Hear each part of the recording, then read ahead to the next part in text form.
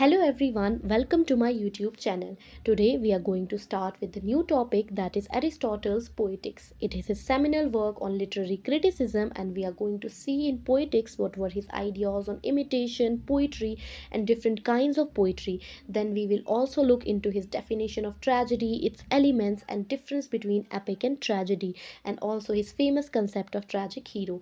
But before that, I would like to briefly explain to you who Aristotle was, because it becomes very important as a reader to get to know the writer first and then dive deep into his concepts, his ideologies, and views. So, Aristotle was born in 384 BC at Stagira, and he is considered as one of the greatest systematic philosopher of ancient Greece. तो Aristotle Plato की तरह जो है Greece में पैदा हुआ था, but in another city that is Stagira, and he came to Athens at the age of 17। वो जो है 17 साल की उम्र में एथेंस आया to complete his education after his father's death. और वहाँ पे जो है वो प्लेटो का डिसिपल बना फॉर ऑलमोस्ट 20 ईयर्स।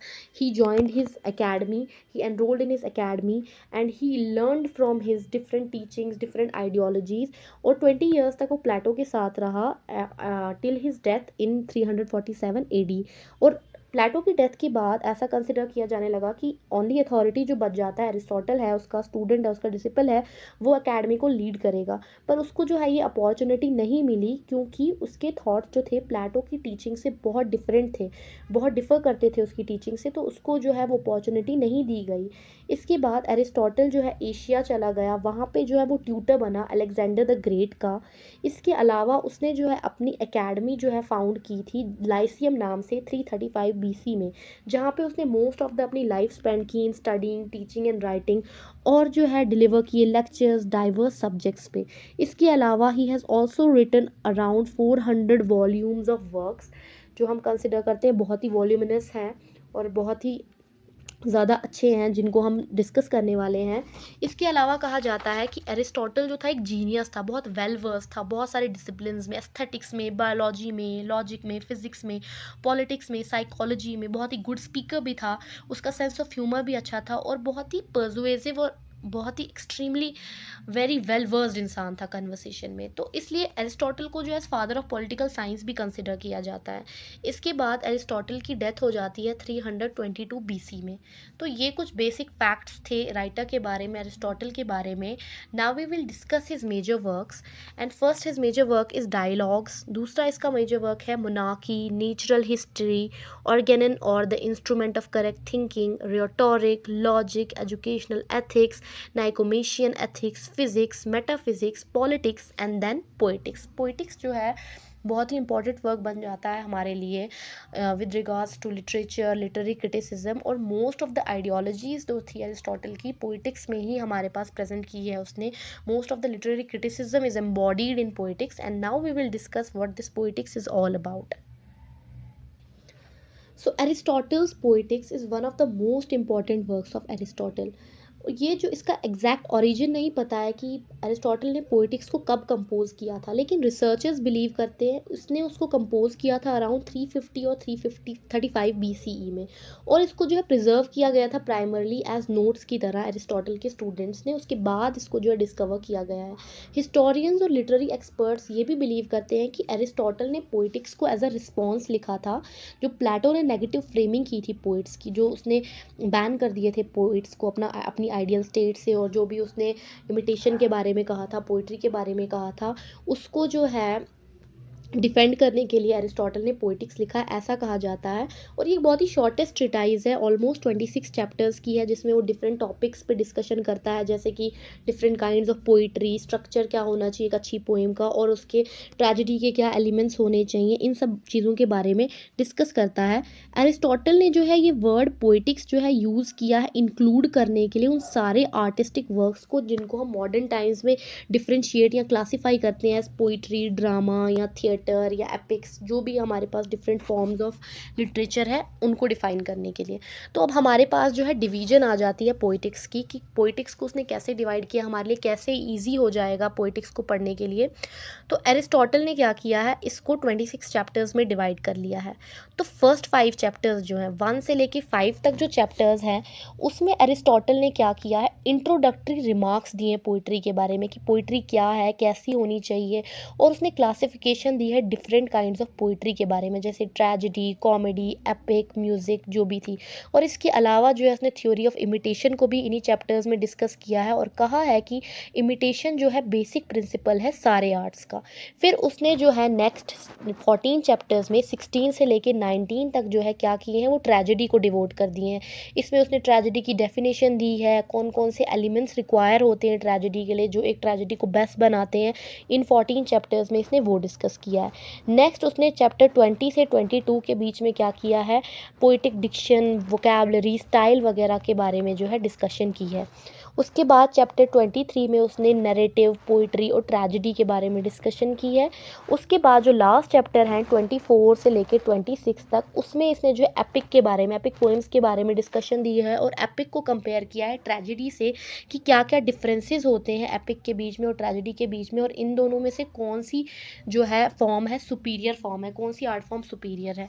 तो ये सारी चीज़ें उसने इसमें डिस्कस की है और हम जो है इसको चैप्टर वाइज पढ़ेंगे, बिल्कुल चैप्टर वाइज नहीं, बट हम इनको एक्यूमुलेट करके पढ़ेंगे। In this video today we are going to discuss only chapter 1 to chapter 5, और जो मेन आइडियाज़ हैं, उसके बेसिक आइडियाज़ हैं, I would like to explain that to you. So now we will discuss firstly his theory of imitation और his ideas on poetry और his views on imitation, कि उसने क्या कहा था इमिटेशन के बारे में और कैसे जो उसका आइडिया है इमिटेशन का वो बिल्कुल डिफरेंट है जो प्लेटो का आइडिया था इमिटेशन का। उसके बारे में जो है आप डिस्कस करते हैं। एरिस्टोटल जो है वो बिगिन करता है by saying he is going to discuss the art of poetry in general. तो एरिस्टोटल सबसे पहले क्या कहता है कि पोइट्री जो है बाकी आर्ट्स की तरह, जैसे म्यूज़िक है, पेंटिंग है, डांसिंग है, एक फॉर्म ऑफ इमिटेशन है, एक फॉर्म ऑफ माइमेसिस है। जैसे बाकी आर्ट फॉर्म्स जो हैं लाइफ को इमिटेट करते हैं, वैसे ही पोइट्री भी लाइफ को इमिटेट करती है। और पोइट्री को हम ये नहीं कह सकते हैं कि ये लिमिटेड है टू वर्स, सिर्फ एक फॉर्म, एक ऐसी फॉर्म जिसमें राइम्स का यूज़ हुआ हो, मेलोडी का यूज़ हुआ हो, हारमोनी का यूज़ हुआ हो, तो उसको हम पोइट्री कहते हैं। वो कहता है कि पोइट्री जो है प्रोज में भी काउंट होती है, प्रोज वर्क्स को भी हम पोइट्री काउंट कर सकते हैं क्योंकि उनमें भी इमिटेशन होती है।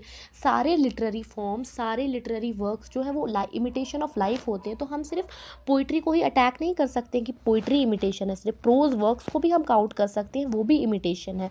एरिस्टोटल कहता था पोइट्री जो है एक्ट ऑफ इमिटेशन है, लेकिन ये डिफरेंट है from mayor mimicking of sound. इसमें हम सिर्फ कॉपी नहीं करते बल्कि पोइट एक क्रिएटर है और वो कुछ नया क्रिएट करता है। अगर वो इमिटेशन करता भी है तो वो उस इमिटेशन से कुछ एक नई चीज़ क्रिएट करता है अपने पोइट्री के थ्रू। एरिस्टोटल डिफाइन करता है पोइट्री को कि एक ऐसी इमिटेशन है जो क्या बनाती है, एक डुप्लीकेट लाइफ बनाती है अपने कैरेक्टर्स से, अपने इमोशंस से, अपने एक्शन से। अगर ये इंसानों को कॉपी करती है, अगर ये इमोशंस को कॉपी करती है या किसी भी चीज़ को कॉपी करती है, तो ये सिर्फ उनका फैक्चुअल कॉपी नहीं करती है बल्कि उनको जो एक अलग तरीके से रिप्रेजेंट करती है, एक अलग इमोशंस डिपिक्ट करती है, एक नई चीज़ बनाती है। वो जो है पोइट्री को ब्रॉडली डिफाइन करता है और कहता है कि पोइट्री में जो एपिक पोइट्री होती है, ट्रेजेडी होती है, कॉमेडी होती है, डाइथरम्बिक पोइट्री होती है। डाइथरम्बिक पोइट्री जो है हिम्स की तरह होती है जो गॉड डायनेसिस के लिए जो है उस टाइम पे लोग लिखते थे या बोलते थे। म्यूज़िक होता है और कहता है ये चारों पांचों कैटेगरीज जो है इनको हम डिफरेंशिएट करते हैं उनकी इमिटेशन पे, मतलब इनको कैसे इमिटेट किया जाता है उन पे हम इनको डिफरेंशिएट करते हैं। और एरिस्टोटल कहता है कि इमिटेशन एक क्रिएटिव प्रोसेस है, ये रिक्रिएट करता है रियलिटी को। ये सिर्फ ऐसा नहीं है कि बिल्कुल फैक्चुअल जो भी कुछ हम देख रहे हैं बस वैसा लिखती है, ये इसको एक नया नज़रिया देता है, एक नया आउटलुक देता है इस रियलिटी को। और हम पोइट्री को इसीलिए इंजॉय करते हैं क्योंकि हमें कुछ नया पढ़ने को मिलता है। क्योंकि अगर हम नॉर्मली कोई चीज़ बोलें, फॉर एग्जाम्पल अभी वेदर ख़राब है, हम बोलेंगे वेदर ख़राब है, पर पोइट जो है इसी चीज़ को इतने ब्यूटीफाई करके बोलेगा, इतने ब्यूटीफुली उसमें ऐड वर्ड्स करेगा कि हम नेचुरली उसको फील कर पाएंगे। वो एक नई चीज़ हमारे सामने प्रेजेंट करता है, वो हमें एक आइडियल वर्ल्ड दिखाता है, वो हमें रियल वर्ल्ड नहीं दिखाता। और पोइट ने कभी ऐसा क्लेम नहीं किया कि वो जो है रियलिटी बता रहा है, फैक्ट्स बता रहा है, बल्कि वो उसका पोइटिक ट्रूथ होता है, वो उसका पोइटिक फेथ होता है जिसको वो आइडियलाइज करके अपनी पोइट्री में जो है वो शो करता है। और पोइट जो जब इमिटेट कर रहा होता है रियलिटी को, वो उसको चेंज कर लेता है, उसको कुछ उससे एलिवेटेड फॉर्म में बना लेता है, कुछ हायर दिखाता है। जैसे कि अगर हम अलेक्जेंडर पोप का rape of the lock work ले लें, तो वो एक ट्रिवियल से मैटर पे था, एक लॉक काट दिया था लॉर्ड बायरन ने बेलिंडा का। उस वो एक ट्रिवियल सा मैटर था, उसको उसने इतना बड़ा चढ़ा के बोला, इतना ब्यूटीफाई करके बोला। चाहता तो वो एक प्रोज लिख लेता, कहानी खत्म हो जाती, बट उसने उसको एक एलिवेशन दी, उसको एक हायर फॉर्म दी। तो पोइट्री क्या करती है, any kind of poetry, whether is comedy, whether is tragedy, वो क्या करती है, अगर वो इमिटेट करती भी है रियलिटी को, वो उसको चेंज कर देती है, वो उसको एक हायर एलिवेटेड फॉर्म दे देती है। पोइट्री अपने आप को सिर्फ वर्ल्ड ऑफ सेंसेस या अपेयरेंसेस से ही लिमिट नहीं करती है, बल्कि ये जो है डीपली टच करती है रियलिटी के उस हर एस्पेक्ट को, इंसान की उस साइकोलॉजी को, हर एक चीज़ को हमें ऐसे करके हमारे सामने ले आती है कि हम सोच में पड़ जाते हैं ये सच है या हम जिस रियलिटी में रह रहे हैं वो सच है। तो ये हमें एक एलिवेशन दे देती है। तो एरिस्टोटल ने क्या कहा था, पोइट्री जो है एक खास किस्म की इमिटेशन है, जो कि डिफरेंट है, उसके मेथड्स डिफरेंट है, उसके मैनर्स डिफरेंट है, उसके ऑब्जेक्ट्स डिफरेंट है। जैसे हमारे पास different kinds of poetry, epic है, ट्रेजेडी है, कॉमेडी है, या डायथरम्बिक पोइट्री है, ये सारे जो है डिफर करते हैं 3 रिस्पेक्ट्स में। मतलब इनमें अलग अलग चीज़ों की इमिटेशन यूज़ होती है। किसी में मीडियम ऑफ इमिटेशन, किसी में ऑब्जेक्ट ऑफ इमिटेशन अलग होगा, किसी में मैनर ऑफ इमिटेशन अलग होगा।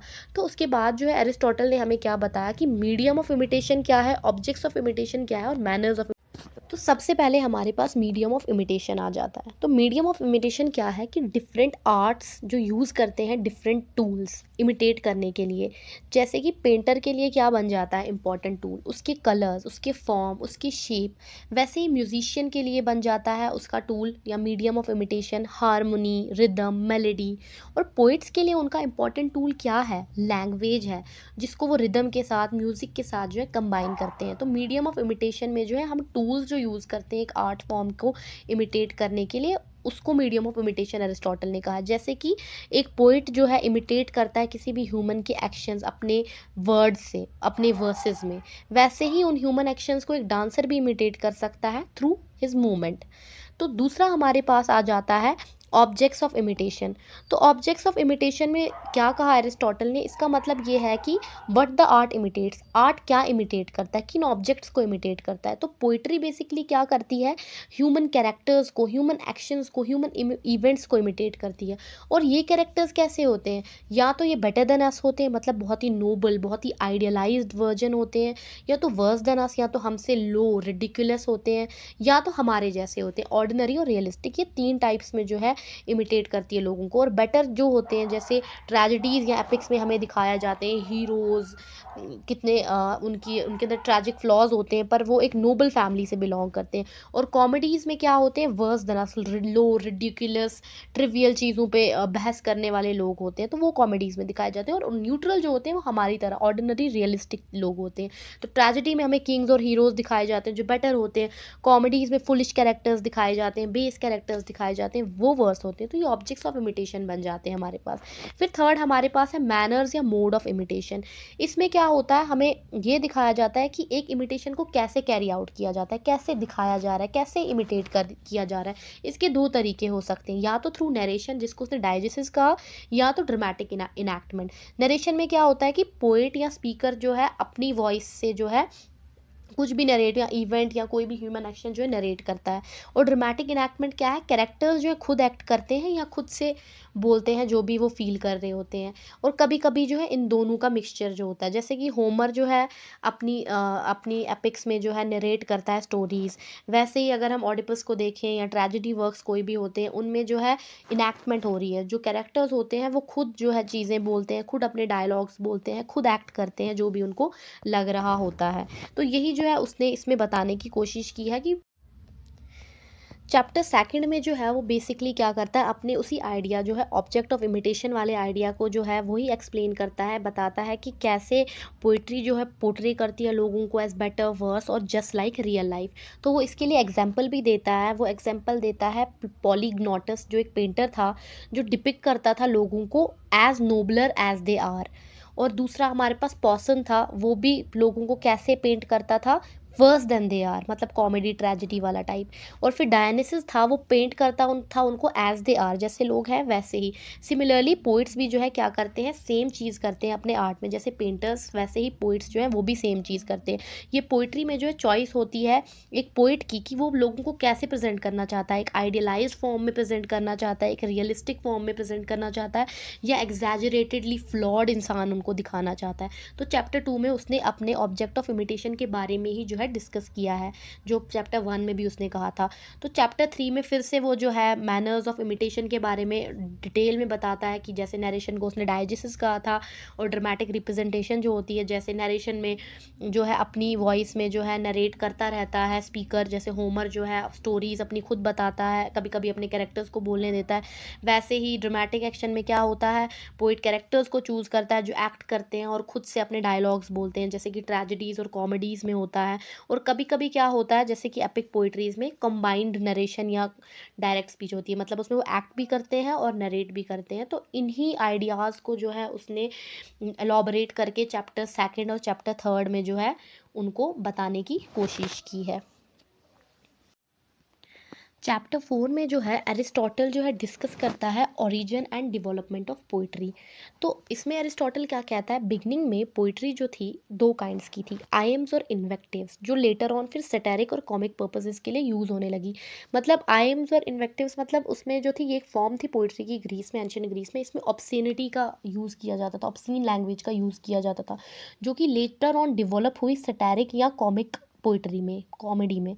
और दूसरी थी हिम्स एंड पैनिगायरिक्स। हिम्स तो गॉड्स के लिए बोली जाती है पोइट्री, और पैनिगायरिक्स ग्रेट हीरोज़ वगैरह को जो थी क्या करती थी, अप्रिशिएट करती थी, उनकी अप्रिसिएशन के बारे में लिखी जाती थी, जो कि लेटर ऑन क्या बन गई, ट्रेजेडी या एपिक पोएम्स बन गई। तो पहले ये हुआ करता था। तो अरिस्टोटल के हिसाब से पोइट्री जो है इंसानों के अंदर नेचुरली आई दो इंस्टिंक्ट्स की वजह से। सबसे पहला इंस्टिंक्ट जो इंसान के अंदर होता है कि वो चीज़ों को इमिटेट करे, जैसा एक बच्चा बड़ों को देख के जो है बड़ों के एक्शंस इमिटेट करने की कोशिश करता है, वैसे ही एक मैन के अंदर एक इंस्टिंक्ट आया कि वो जो है चीज़ों को इमिटेट करे।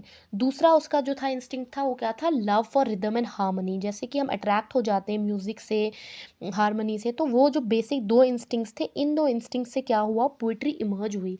और धीरे धीरे करके क्या हुआ, इन दो चीज़ों से पोइट्री जब इमर्ज हुई, वो दो डायरेक्शंस में इमर्ज हुई। सबसे पहले क्या हुआ कि एक जो था वो क्या करने लगा, एक ग्रुप जो था पोएम्स का, वो इमिटेट करने लगा नोबल एक्शंस, ऐसे एक्शंस जो कि हीरोज़ वगैरह के एक्शंस थे, एलिवेटेड एक्शंस, गुड मैन के एक्शंस इमिटेट करने लगा। और दूसरा ग्रुप जो है कैसे एक्शंस इमिटेट करने लगा, वो एक्शंस जो कि फ्लॉड लोगों के थे, और इनमें जो थे लोग बहुत ही ट्रिवियल मैटर्स पे, फूल्स वगैरह के बारे में बात कर रहे थे। तो जो नोबल एक्शंस को जो क्या कर रहा था, इमिटेट कर रहा था, वो क्रिएट हुआ इवेंचुअली एपिक और ट्रेजेडी में। और जो बेसर फ्लॉड एक्शंस को इमिटेट कर रहे थे, वो जो है लेटर ऑन क्या बन गई, सटायर बन गई और कॉमेडी बन गई। तो ऐसा कहा जाता है कि होमर, एरिस्टोटल के हिसाब से, कि होमर जो था पहला पोइट था जिसने कंपोज की थी सटेरिकल पोइट्री, और उसके बाद ही जो सटेरिकल पोइट्री से जो है कॉमेडी क्रिएट हुई। उसने कहा कि ट्रेजेडी जो है वो इम्प्रोवाइज़ हुई है लेटर ऑन, मतलब आहिस्ता आहिस्ता इम्प्रोवाइजेशन इसमें हुई है थ्रू टाइम। और बाद में बहुत सारे राइटर्स का कंट्रीब्यूशन था इसमें, जैसे एस्चली, सोफोकल्स, और बहुत सारे अलग राइटर्स जिन्होंने इसमें ड्रामेटिक प्लॉट डाले, डायलॉग्स डाले, बहुत सारी चीज़ें जो है ऐड कर दी। उसका ये कहना था कि पोइट्री जो है ह्यूमन इंस्टिंक्ट से इवॉल्व हुई, लेकिन फिर ये ग्रेजुअली इसमें इम्प्रोवाइजेशन हुई और ये स्ट्रक्चर्ड आर्ट फॉर्म बन गई। फिर इसमें एपिक जनरेट हुआ, ट्रेजेडी बनी, कॉमेडी बनी। और कॉमेडी के बारे में उसने कहा कि कॉमेडी ऐसी इमिटेशन है, उन कैरेक्टर्स की इमिटेशन है जो बहुत ही लोअर टाइप के होते हैं। मतलब हम उसमें ऐसे लोगों को रिप्रेजेंट करते हैं जिनके कैरेक्टर में कोई अगलीनेस होती है, कोई डिफेक्ट होता है, जो कि पेनफुल और डिस्ट्रक्टिव नहीं होता है, पर कुछ अगलीनेस होती है। और इसमें जो है इसमें जो इसको पहले सीरियसली नहीं लिया जाता था, कॉमेडी को बिल्कुल सीरियसली नहीं लिया जाता था, लेकिन बाद में जो है क्या हुआ था, इटली में इसमें जो है इसका प्लॉट जो है डेवलप हुआ, जिसके बाद लेटर ऑन जो है ये एक प्रॉपर फॉर्म में ग्रिव हो गई।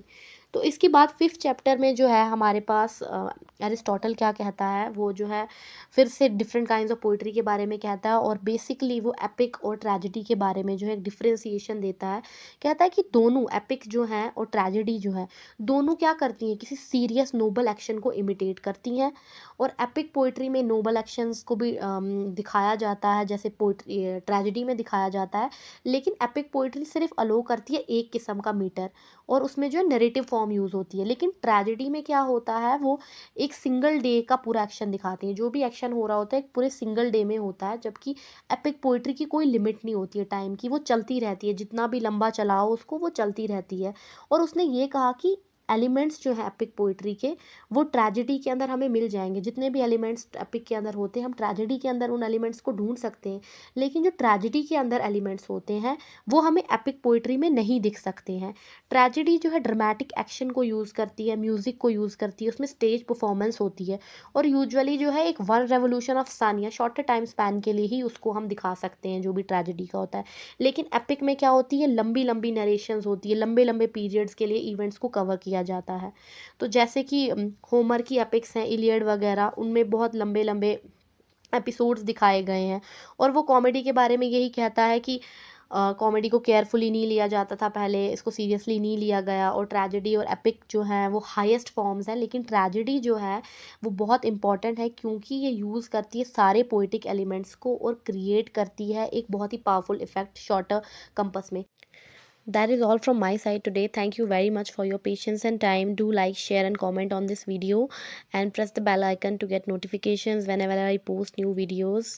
Thank you very much. We will meet tomorrow.